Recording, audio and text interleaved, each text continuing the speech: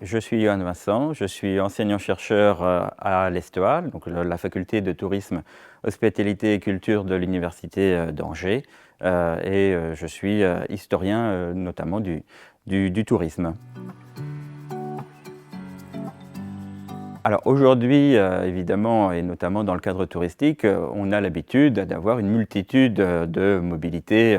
Alors ça va de la voiture, du train, du vélo, et donc évidemment aussi les discours qui s'y sont associés, hein. Donc il y a véritablement cette idée que désormais on peut faire du tourisme partout. On est dans du tout-tourisme.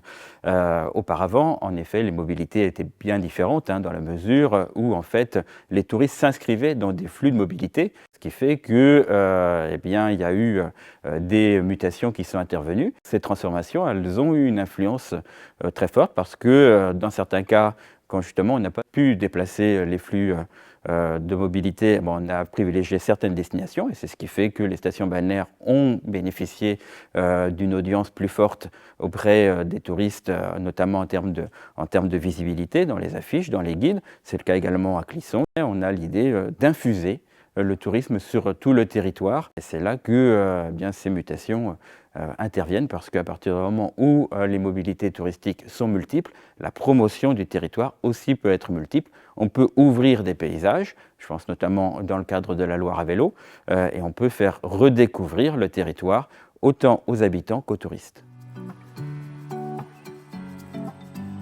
Il y a quand même la prise de conscience qu'il est possible d'offrir une expérience aux touristes, et c'est le cas parfois, hein, des chemins de fer touristiques. Alors en Loire-Atlantique, je n'ai pas d'exemple en tête, mais on a des lignes de voies de chemin de fer qui avaient été fermées et qui ont rouvert spécifiquement pour les touristes. C'est le cas en Vendée par exemple du côté de Comquier. Puis évidemment, on a ces petits wagons de chemin de fer touristique qui baladent les touristes dans les sites touristiques, des faux évidemment, des faux trains, hein, des petits tracteurs qui permettent aux voyageurs de découvrir les lieux différemment avec cet imaginaire justement du chemin de fer touristique qui est proposé alors que personne n'est dupe, hein. Tout le monde est bien au courant que ce n'est pas un vrai train qui les balade, mais c'est le train touristique qui évidemment est un modèle qu'on retrouve un petit peu partout.